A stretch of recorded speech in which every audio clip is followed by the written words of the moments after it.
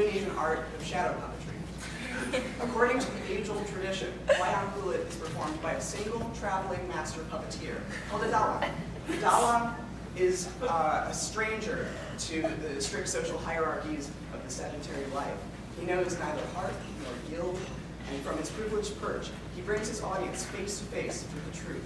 He travels from village to village and retells ancient myths, often adapting them with commentary and biting satire on local and contemporary issues.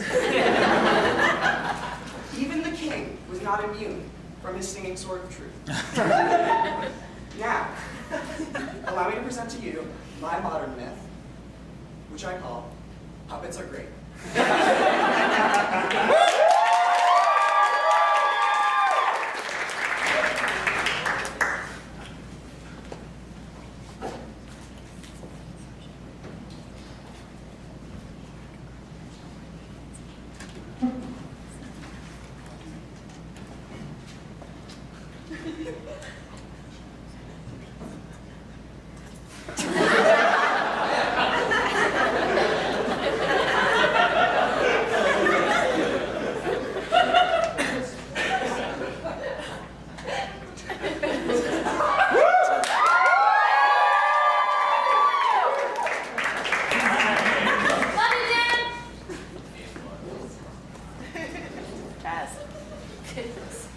This is incredible.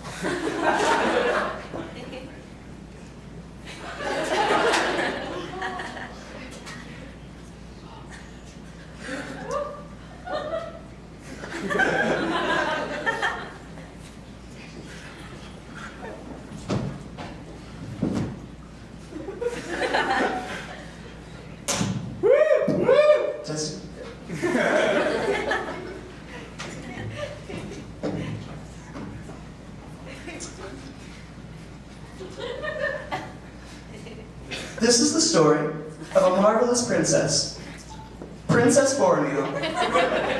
But this story begins when Princess Borneo was but a little baby.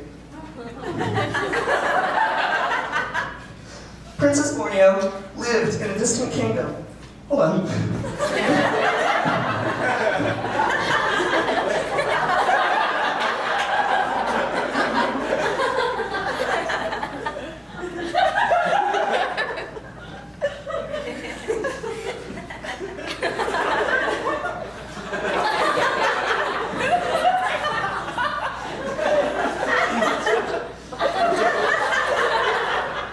Princess Borneo lived in a distant kingdom where puppets and humans lived in harmony.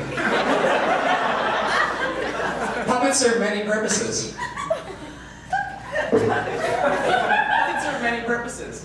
Including illustrating abstract concepts, allowing one person to talk in many voices, and just being plain old fun.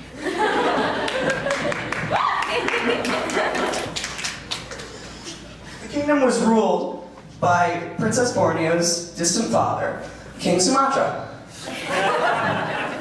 For eons in King Sumatra's realm, the puppets and the people lived in harmony. They came in all shapes and sizes, belt, sock, and finger, and it was sick. And sick it would have stayed had it not been for the king's evil advisor, the radio.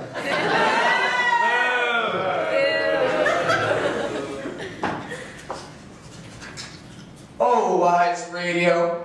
Oh, oh wise radio.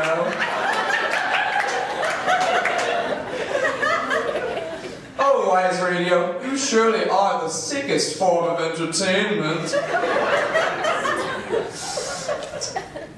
Seduced by the radio's slick modern appeal, King Sumatra banished all the puppets from the land. Felt was confiscated, socks were banned, fingers were cut. Princess Borneo grew up in a kingdom without puppets, and thus without joy.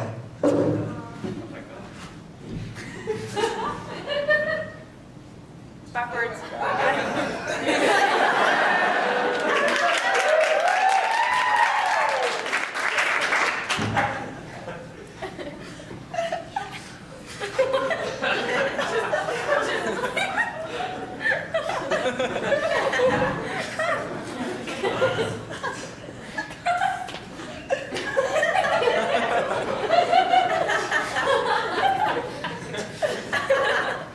time of my daughter's husband choosing is at hand. Suitors, you have all performed admirably. Prince Sumba, you have verily compensated for your obnoxious self-love. Your Blu-ray DVD collection is surely the vastest in the realms.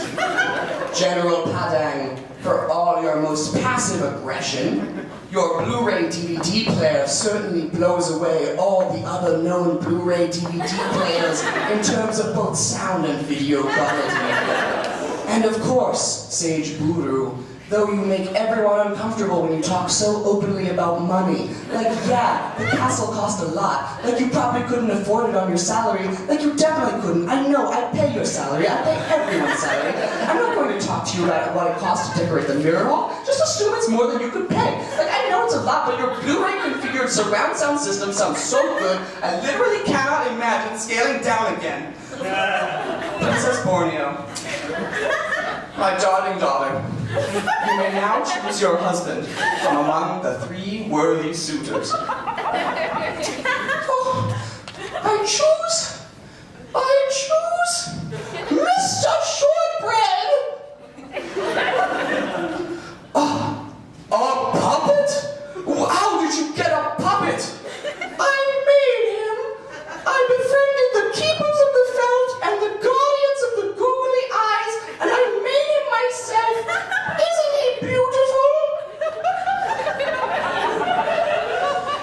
Shortbread for everybody. Shortbread on me, on my puppet credit card. Mr. Shortbread, you can't afford that. Please, no one assume that they are receiving shortbread. I'll pay for it. This one's on Mr. Shortbread.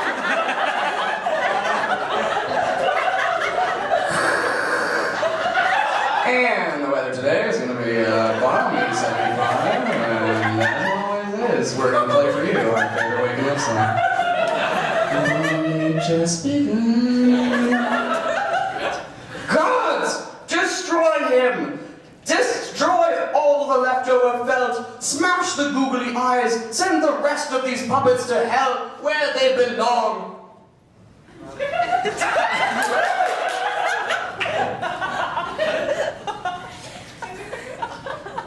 Goodbye! Well, if hell is where my beloved Mr. Shortbread is headed, I'll go to hell too!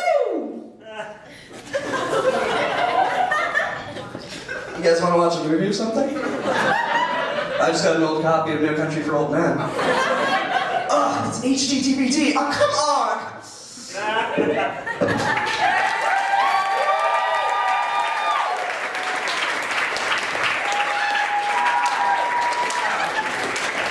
What a story! What a drama! Still, so many questions left unanswered. Will the 3 suitors be able to watch any movies? Will Princess Borneo free the puppets from the fires of hell? And most mysterious of all, who could be behind the king's evil advisor, the radio? Any guesses? Why you, little boy? Any idea who it could be? Is it puppets?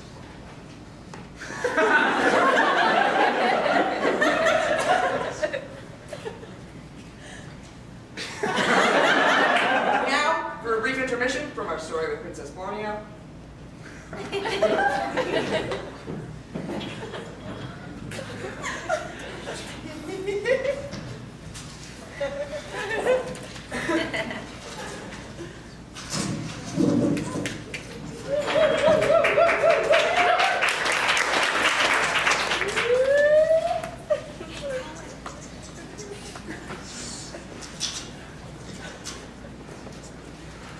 Welcome to a very special episode of Art Talk, where we're shining an Art Talk special spotlight on Grant Wood's magnum opus, American Gothic. Today, instead of our usual format, where we climb on up the ivory tower to chat with art history experts, we're digging down to the good old American masses, the real subjects and audience for this classic piece.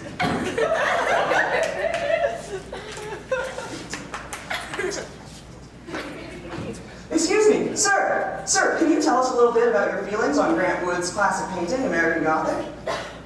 You know, I don't know, I'm not really into art. Well, I think you'll find this particular art different. In fact, you'll find that this painting has more to say about you than you think. Oh, yeah? What does it say? Many people don't realize this, but this painting is actually very critical of American society in general. Well, it's a shy condemnation of the desperate but obviously vain groping of lowbrow and self-confining people toward an image of spiritual transcendence from their menial existence. The painting says all that. Oh, this painting says that and much more.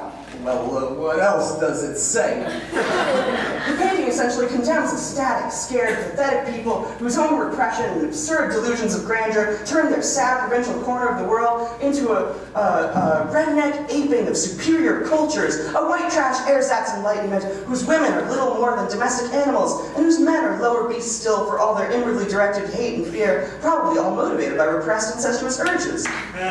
Woo! Hey, fuck that painting. What?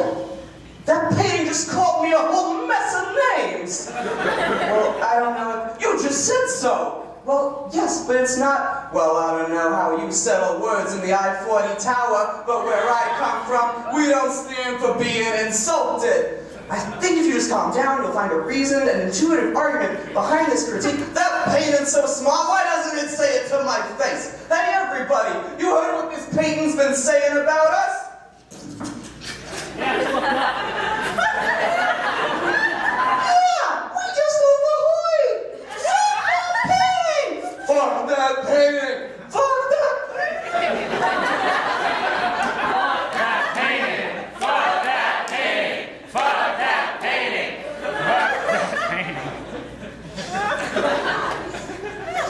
Well, folks, if you're just joining here on this special episode of Art Talk, you'll notice a riot has broken out in response to the central critique of Grant Wood's satirical masterpiece, American Gothic.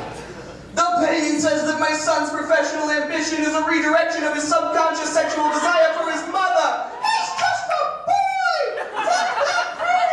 Fuck that painting! Fuck that painting! Fuck that painting! Fuck that painting! Enough!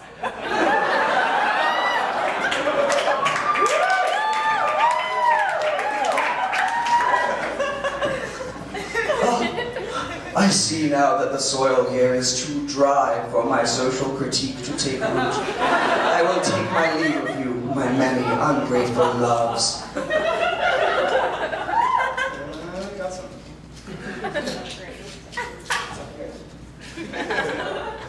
Wait just a minute! What are you doing? That painting called us names. You hide it. Do what you have. What have you done? But the pain, you heard us, a white trash or something or others. Don't be angry with him. He is but one man in a vast societal web that spans not only across the great plains of this nation, but that reaches back eons into the mute and wide-eyed prehistoric void of our species. He quivers in terror at every flash of lightning. He makes a god of every smoking mountain. He is in each of us ever and ever. We crawl ever upward, scraping our knees against our own half-formed tools and our shattered social divisions, but through it all we may never reach the heavens we dream. Our aspiration stands against the wilderness of nature and men and says we would not be satisfied.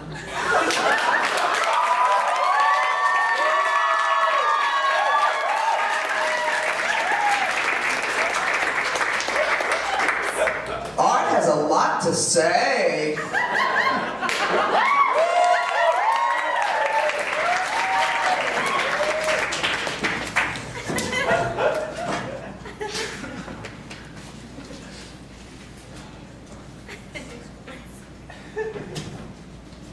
And Princess Borneo traveled. She took the stairs all the way through the demons and the sinners, the murderers, the thieves, the cultural appropriators. Until finally, she came upon a strange sight where all the puppets were congregated. Here.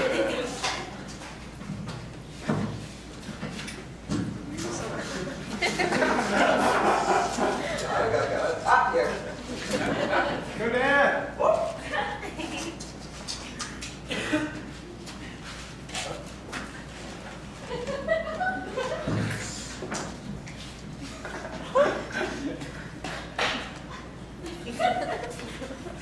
Who could be behind this monstrous contraption?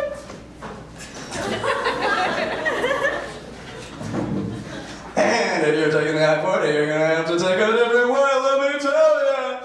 What? My, oh my!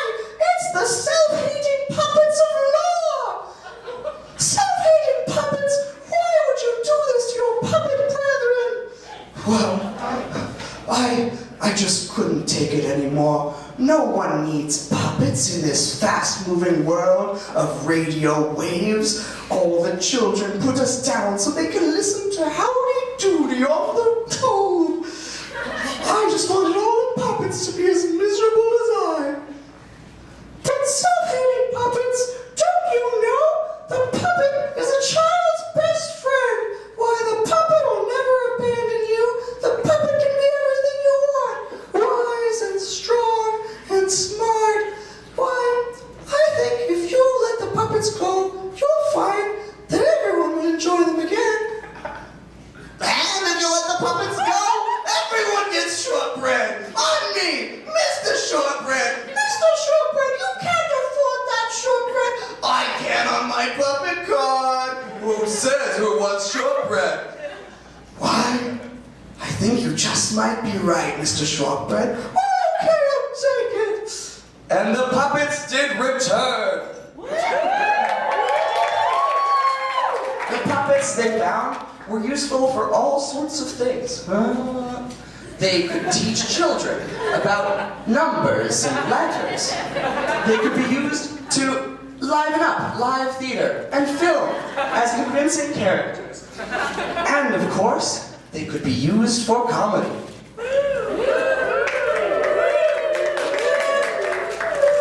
don't think it was worth it. Send the puppets back to hell! Send them to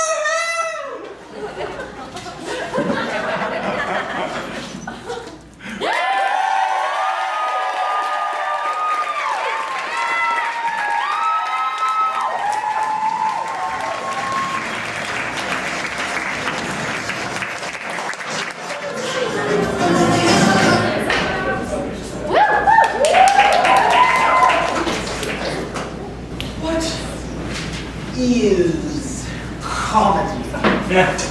From whence comes the spirit of wit? And how does one truly make a funny? These questions and more we will be exploring on our journey of serious inquiry over the course of our curriculum. Excuse me. And rest assured, you made a very good decision on your course request. You are in the very capable hands of Professor Gesamtkunstwerk. That's Floyd Gesamtkunstwerk. And the last name is German for masterpiece or masterful art.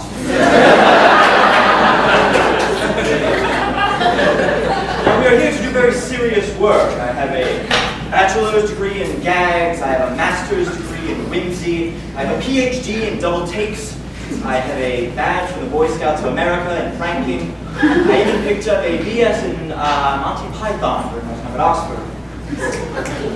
And we will not be discussing any frivolous types of comedy such as the more recent, things that just go into surrealism for its own sake and break their own joke and only relegate narrative to the margins with ham-handed voiceover and more intent on surprising than humor. We will not be talking about that. We will be talking about the greats. We will be discussing Charlie Chaplin, George Carlin, even Stephen Colbert. That's right. Don't think I'm some square. We're not just going to talk about a bunch of old dead white men. We're also going to talk about some white men who are still alive.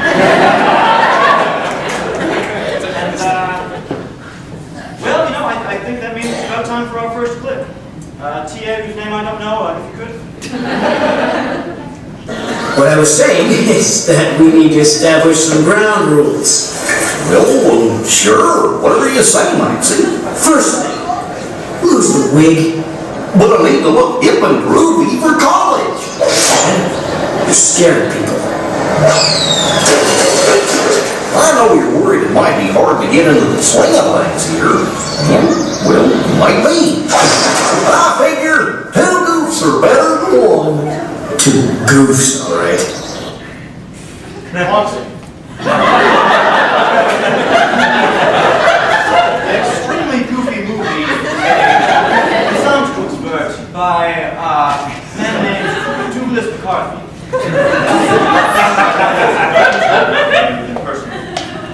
Now this clip is very brilliant because it demonstrates to us the transformative absurdism theory of comedy, which states that every joke, no matter what its content, features 2 principal elements. The first is the transformation, as we see Goofy donning his disguise as a younger individual. And the second is a cartoon dog, such as so his father Goofy.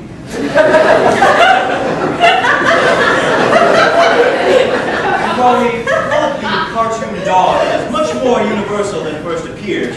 We encounter the cartoon dog across all walks of comedy in all forms. It may appear as Snoopy or Courage the Cowardly Dog, even a Marmaduke. In some form, it is in every joke that exists. And when we laugh at what Douglas McCarthy is doing here, we laugh because we have the baby boomer represented by Goofy, the old, the playing many roles throughout history as the baby boomer has, and pretending to be someone younger but being out of touch with the young people. And then we have Max. He is youth. He is now. He is current. He is sexually relevant. Generation X.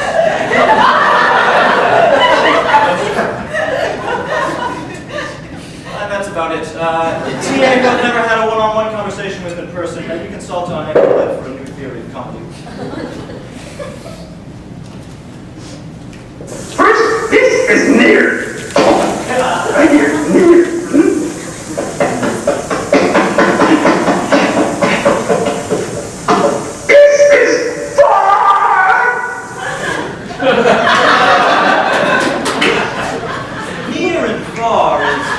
Episode of Sesame Street. This particular episode, in fact, a Pittsburgh by Jim Henson.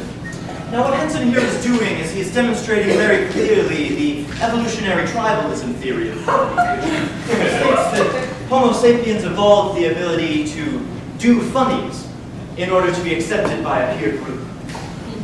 And in this clip, Jim Henson begins by presenting us with the lovable furry puppet Grover. Now, here he has done a funny. We say that perhaps Jim Henson is worthy of a piece of lamb or a spot by the fire. Next, this funny, well, this Grover, in fact, he plimmity clops as he runs away from us. It's a very whimsical noise. Now here, Henson has done a second funny. And we say to ourselves, perhaps, Henson should be allowed to live.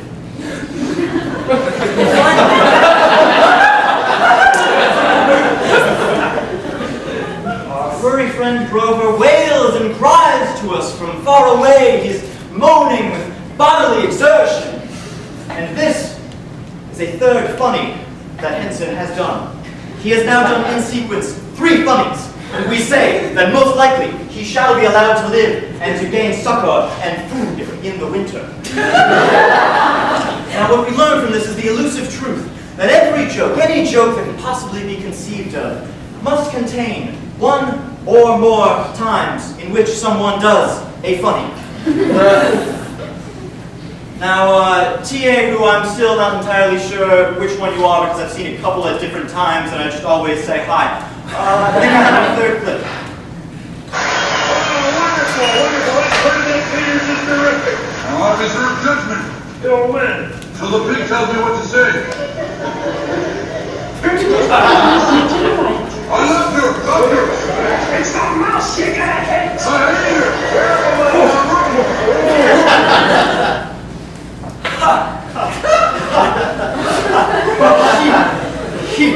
That one really makes me laugh.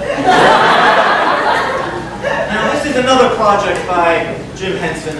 And while not a Gesamtkunstwerk, it is, well, it's the Muppet Show, which many of us are familiar, of course, and this clip is about the two elderly men who sit in the balcony observing the Muppets perform, and they're very old, and just very, very old. That's sort of their defining characteristic, I guess you could say, among the Muppet cast.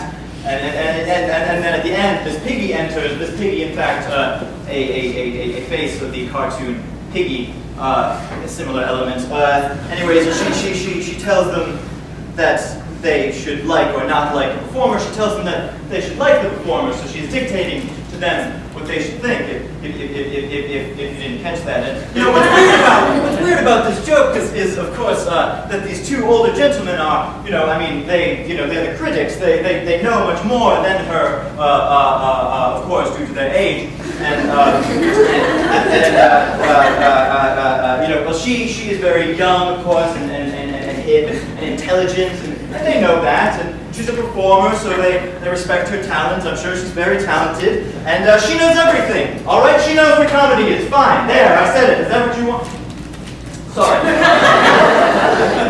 Something came over me.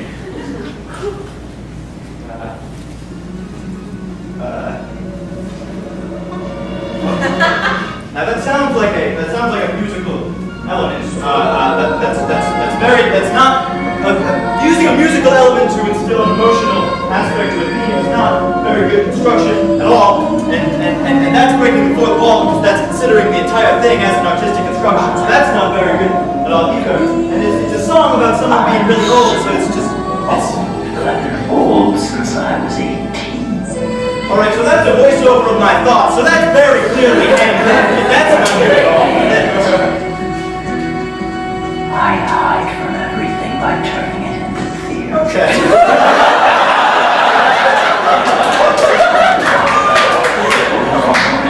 Their emotions just to know what I'm supposed to like. That's some things to think over. This is for the readings for the drama week. What's the Keegan?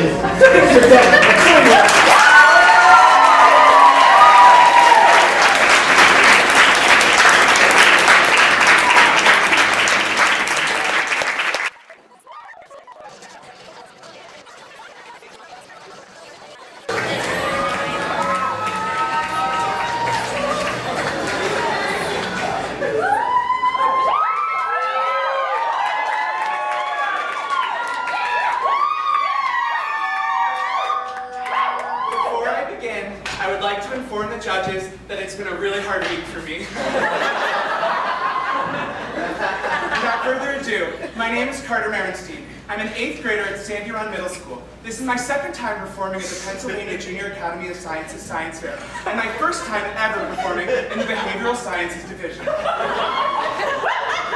Hello, and thank you to my judges and my fellow competitors. Last year, I was awarded first place in the Botany Division for my experiments, Can Plants Hear Music? And if you remember, no.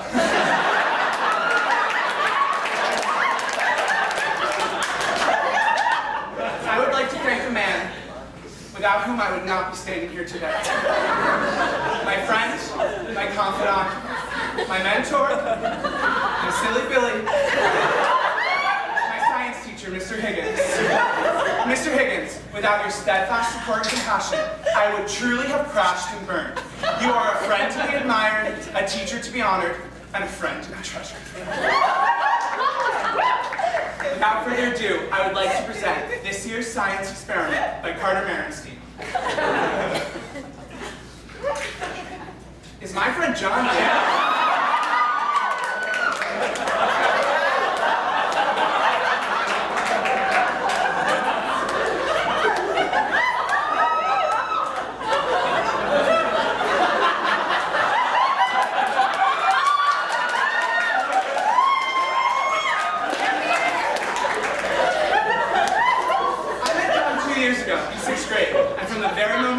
I knew he was a special person. But I never once thought he was gay until this year my mom asked me. And at that moment, everything I knew about John got thrown into question. That is why I'm conducting this year's science fair experiment. To solve one of the greatest mysteries plaguing the 8th grade Sandy Run class. Is John gay? Hypothesis. By the end of this experiment, I will be able to predict, within a 3% accuracy chi-squared t-test, if my friend John is gay. My second hypothesis, is John gay? Honestly, guys, I just can't tell.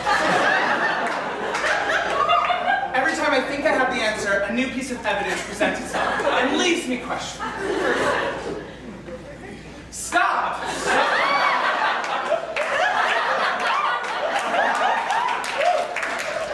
I know what you're thinking. Why do you want to know? An unquenchable desire for knowledge.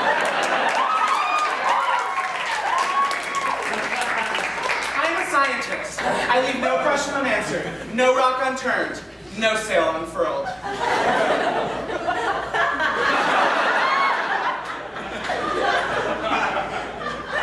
No, really, why does it even matter? Gay people are different than straight people. The mainstream media, or as I like to call them, the lame scream ye dumma,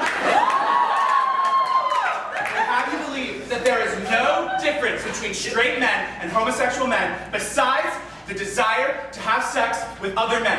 Well, tonight, I reject this notion unanimously.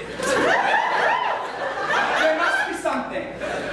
A bounce of the voice, a flick of the wrist, an aversion to organized sports. Perhaps all gay men have women's brains. I don't know, but I will find out. And once I do, I will correctly be able to categorize my friend John. Why can't you just ask him?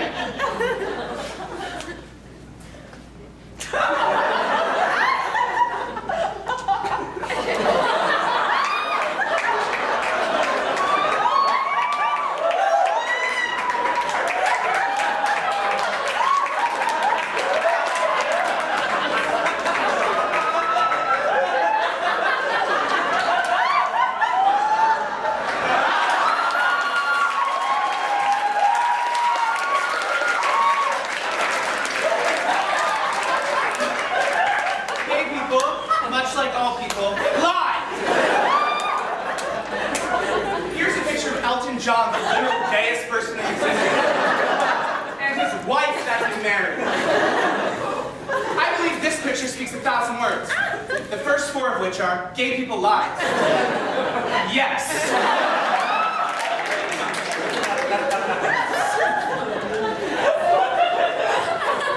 For this experiment, I will define a gay man as an individual who identifies as male, who has strong romantic and sexual inclinations towards other individuals. For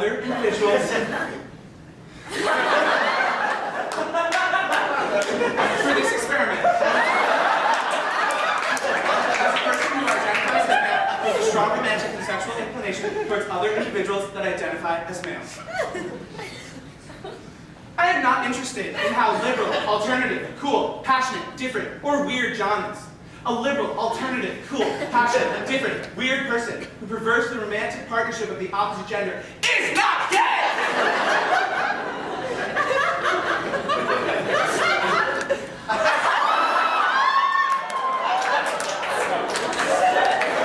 Oh, John. Oh, Captain, my Captain. Mysteries unsolved. I will solve you. I will solve you.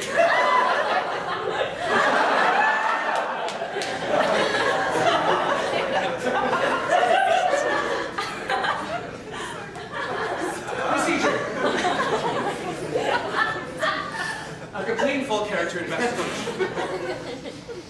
I have been researching John for the last 2 years, and there's several pieces of evidence that both confirm and reject the statement that John is gay. I will present that to you now.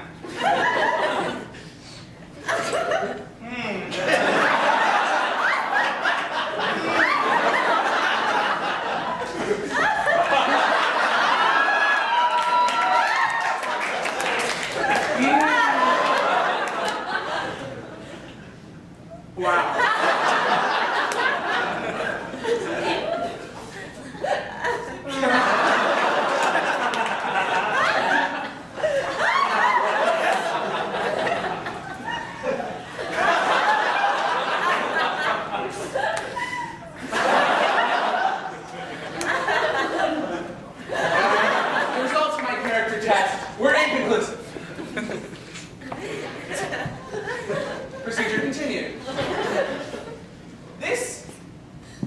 is Ryan Noe, the cutest girl in school. This is Eric Lutman, the cutest boy in school. Both of which, luckily, are close friends of mine. I invited both of them over to my house, each of them to different areas. Ryan would hang out in the kitchen, Eric, the game room.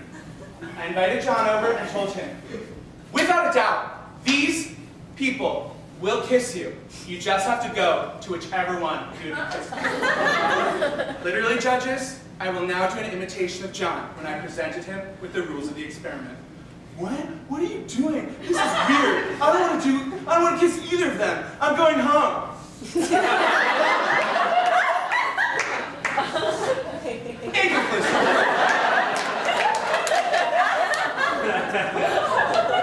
Scientific indicators. So, if your index finger is longer, or was it your ring finger was longer? Oh, damn. If your ring finger is longer than your index finger, I'm pretty sure that's the gay one. Either way, John didn't want to show me his hands. Also, back of your head, I think clockwise, if it grows clockwise, that's gay. Or counterclockwise. I'm confusing right now. Oh, I'm sorry, judges. I got checked.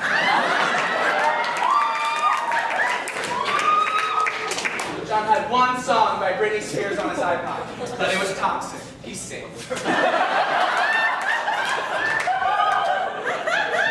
had 3 songs by Lady Gaga, but in John's defense, at her peak of popularity, Lady Gaga tricked us all. He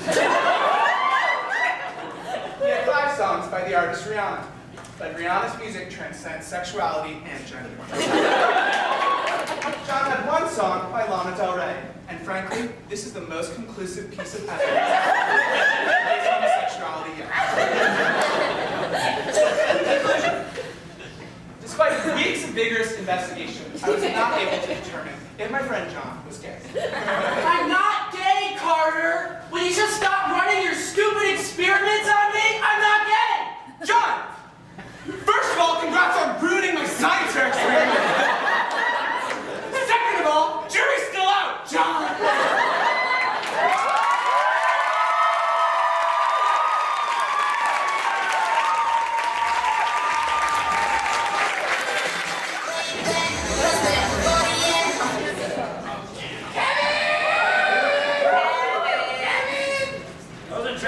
This or not, but I figure I should explain. I am an only child. I was left alone at home a lot. And then they told me that, Kevin, you have to do a show all by yourself. I said, fine, I know how to do this. I'll just show them what I did when I was growing up, alone in my room a lot.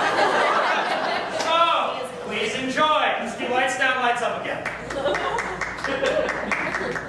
King Vandermoot, show yourself. It's time to face justice for your crimes against the people of Valentar. Who dares?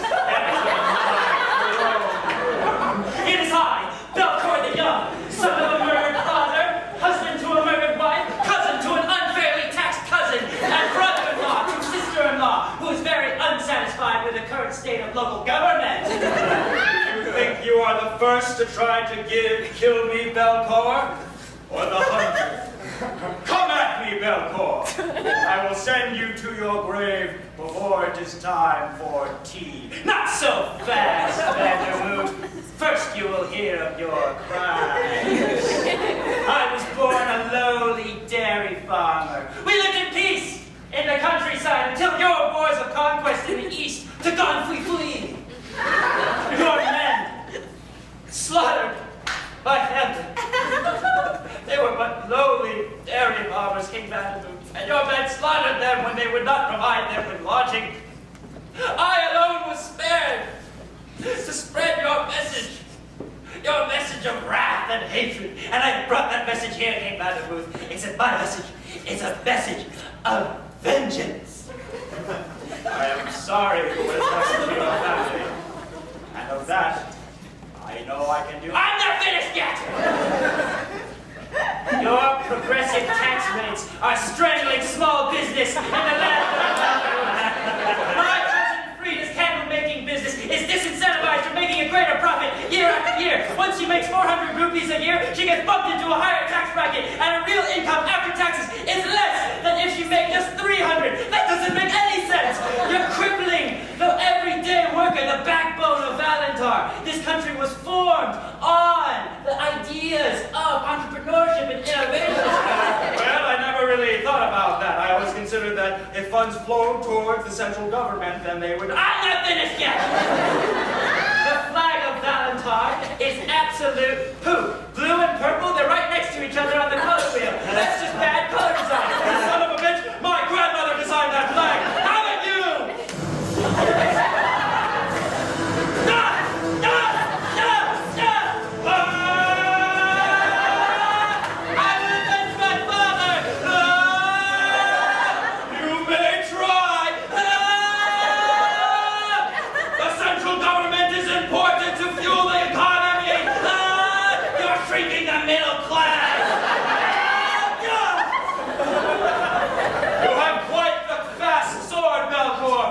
Say the same to you, King Vandermoot.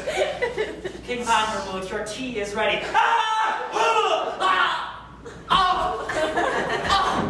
King Vandermoot, what happened? What have you done, boy? I'm so sorry, she burst in the room. It was an accident. King Vandermoot, please. It's getting dark. Oh my goodness, Patty, what happened to you? It's fine, King Vandermoot. I see my husband, Seamus. He's across the dandelion field. There's so many dandelions. So many. Boy, that woman raised me from birth. Now you will die!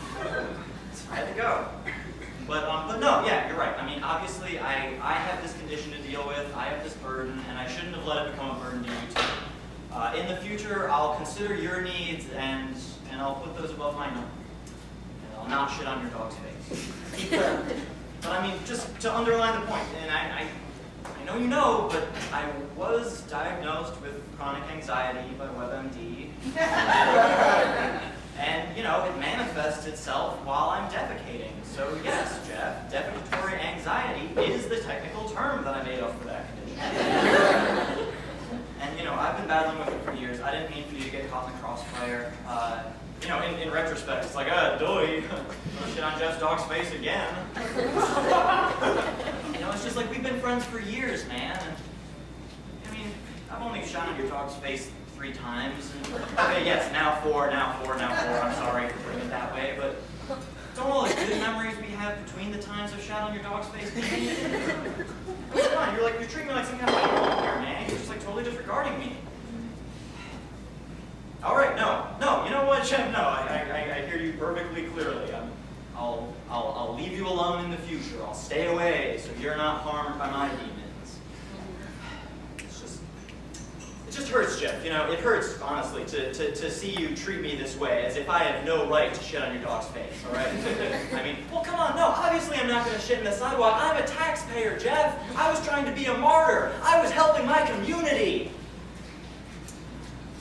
All right, sure, if that's how you feel. No, you know what, Jeff, stop, because I can tell you're not even listening. No, Jeff, stop. I can tell you're not even listening.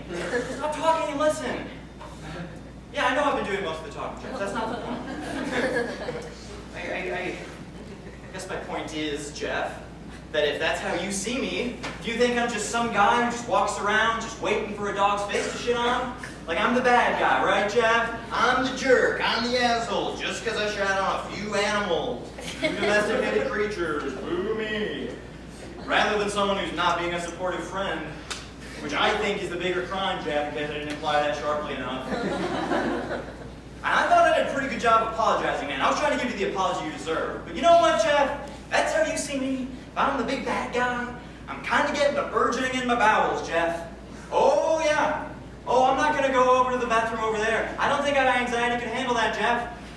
What am I going to do? I'm not going to shit on the grass. I'm not going to shit on the sidewalk. If only there were some nearby adorable defecating target for me. Yeah, that's right, Jeff. Yeah, now it's real. Now it's wait, seriously, don't go. Jeff, wait, come back. Jeff. Okay, no, of course well, no, I actually do have to go. Jeff, no, come on. Jeff, I know that whole shitting on your dog's face thing, but I gotta shit on your dog's face here, man. Can you put that behind you for a friend in need? Jeff, come on, don't leave me hanging.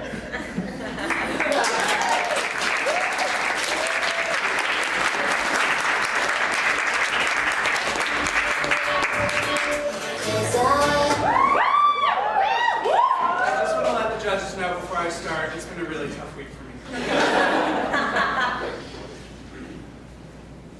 Hello? Hey, how are you? Stupid, ugly bitch. Oh my god, something really fucked up just happened to me. It was Mark. He said the most... Wait, but what? I know. Oh my god, tell me everything. He said that if I had gone to Chris's party, Jane said that Chris would have hooked up with me. No. Yes! No! Yes! I know!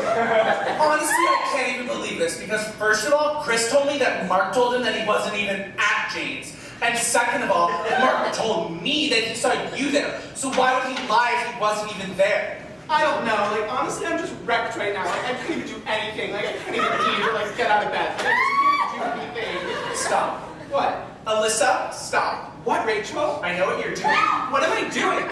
You're trying to bail on my party tonight.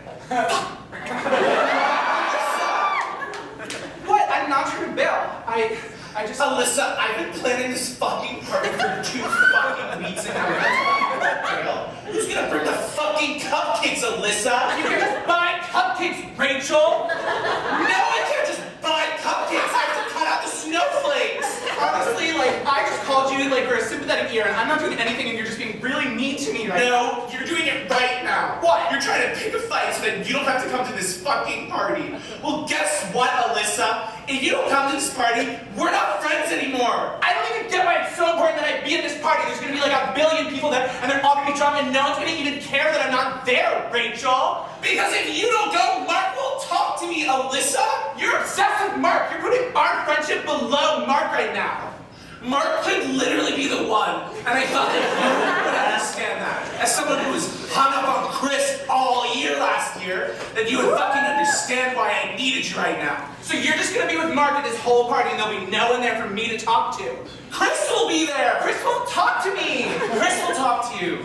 Honestly, I didn't want to say this, but like, Rachel, you're emotionally abusing me right now. No, you're emotionally abusing me. You're gaslighting me. No, you're gaslighting me right now. No, you're gaslighting me right now. This is what gaslighters do. It's the gaslit that they're the gaslight.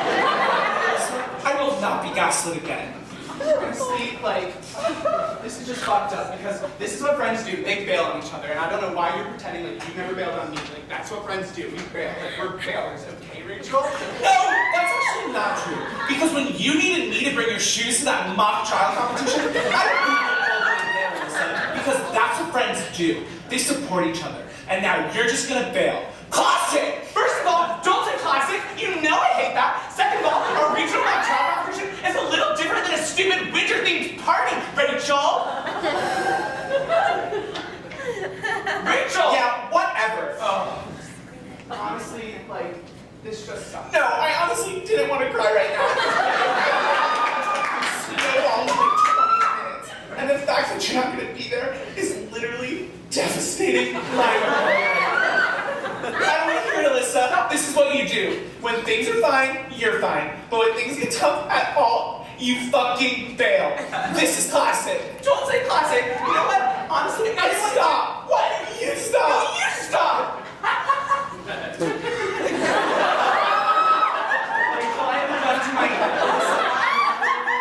Shut up, Alyssa. Rachel, I will shoot myself if you stop abusing me about this party, right? Yes, I just have a gun. That's what I... Wait, did you just pull a gun out of your bag and threaten to kill yourself? Yes, that's what I just said. I literally will, Rachel. Alyssa, I have a gun to my head right now. I have a gun to my... Same!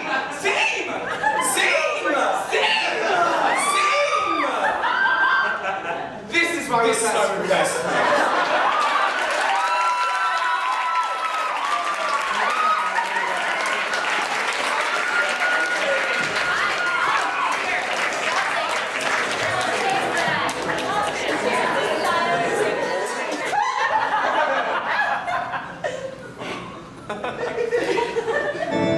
When the sun goes down and the stars come up and the constellations start fucking each other.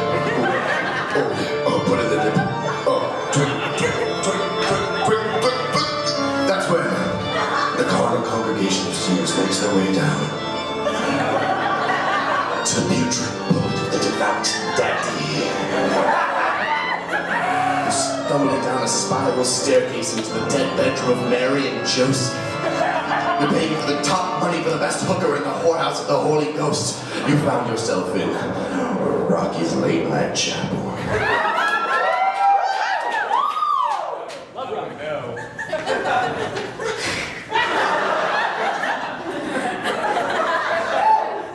Hello. Let us start. Put our hands together. This is the church. This is the steeple. Rocky's chapel changes people. I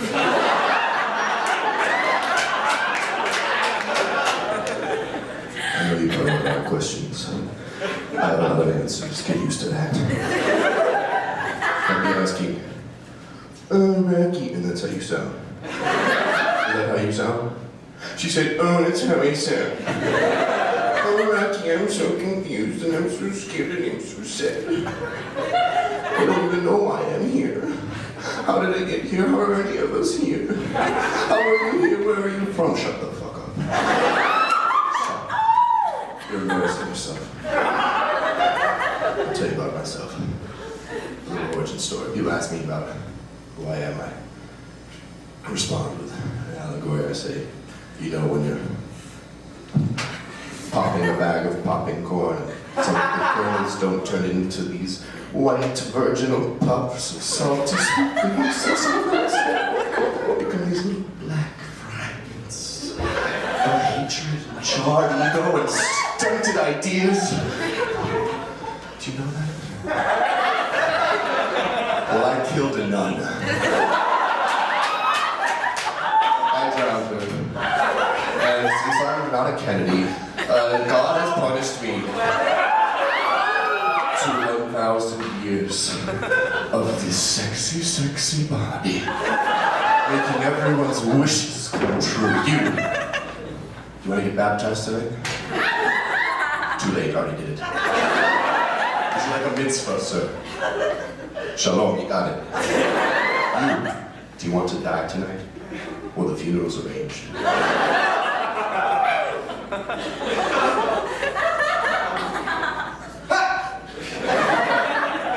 Everyone, please stand. Now have a seat. Make note of who stood there weaker than you. That's important for later on in the show. Sermon. Rocky's Chapel makes religion a show. Let's have a prayer, shall we? You. Do you know Hail Mary, full of grace? Oh, well, that's good then. She's a horrid bitch. Do you know Our Father? Can you lead the rest of the congregation in Our Father? Can anyone? Can someone now please begin to say Our Father? By the count of 3, I want you to begin to say Our Father. 1, 2, 3. Stop! I prefer you call me Daddy.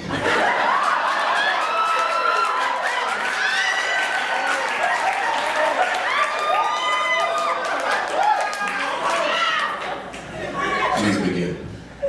That's good enough for me, I'm boxed. Does anyone have a hymn that wants to share tonight? Oh, I do. I came prepared.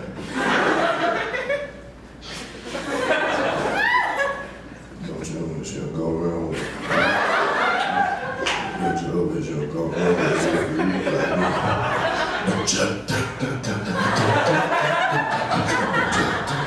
Oh, sorry. You're not even confirmed yet, little girl. That's what happens in the congregation.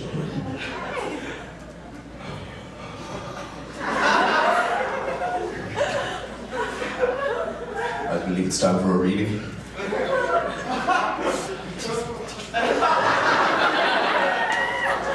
Today we're reading from the book of Rocky.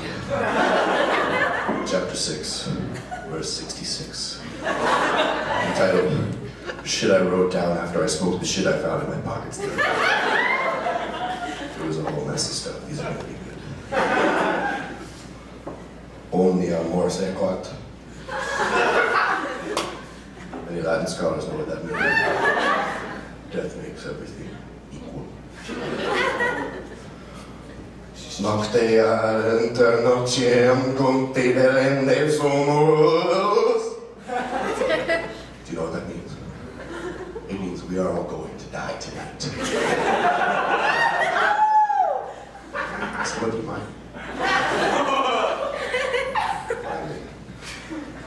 Scherzi, la vita explorateur.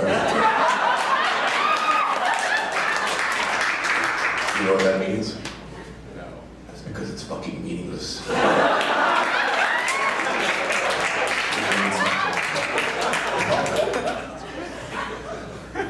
Now, it's traditional to pass the peace at this time.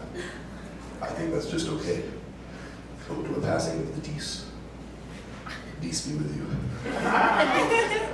Please pass the peace to your neighbors. Does everyone pass the peace? Peace nuts.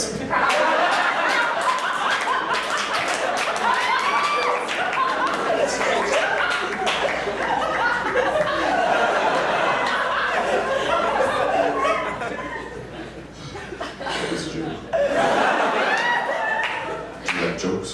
Yeah. Do you think they're funny? Do you think I'm funny? I think you're lying to me. I like that.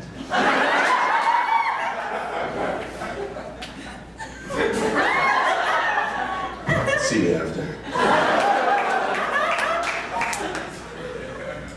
Now that we've completed the liturgy of the reading, it's time to complete the liturgy of the Eucharist. Now, traditionally, I would make you eat the putrid and disgusting body and blood of Christ. But we don't do that here. Rocky is a vegan. And if I wasn't going to eat meat, it wouldn't be the flesh of some shitty carpenter. The finest piece of woodwork that guy ever laid a hand on was a wooden cross. Do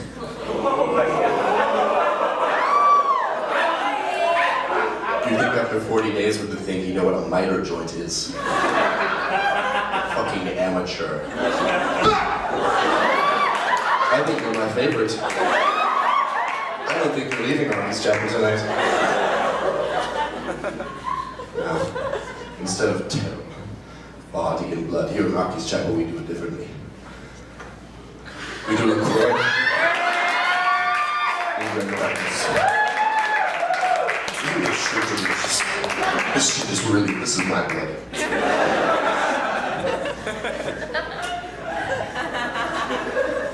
Before I pass out. The food. I'm fine. I require things from you. I need two people, two souls who wish to be wed tonight. Come. Two souls, I require them. I demand them. I am your God and I demand them. I need two souls. I need them. Don't you want the LaCroix? Oh, sweet LaCroix. Oh, you're so delicious. I'm going to use the cavalry free. Don't raise your fucking hands. Get on the stage. You and you and you. Come here. It's 2016 AD.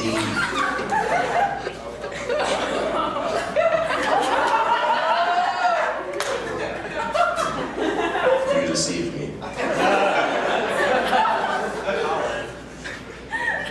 That's okay. These people are hotter than me. And that's what it's all about, isn't it? That is what it's all about, isn't it? Now, before we get this started, I have two questions for you. Did you stand when I told you to stand? Yes. Can you grapple with how pathetic you are?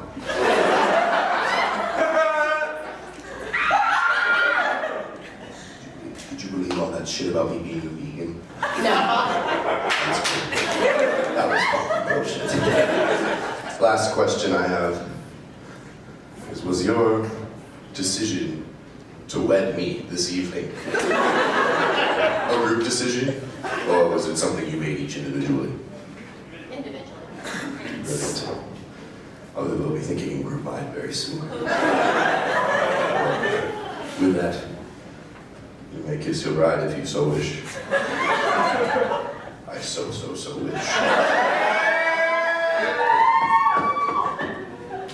Be it as it may. Cold feet happens to everyone. That's okay.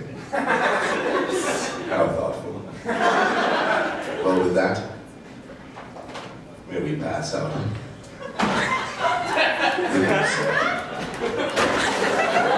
Feast, scoundrels, feast! And know that you've been blessed by the mighty Rocky. Next time you find yourself in Rocky's Chapel, please have some privilege.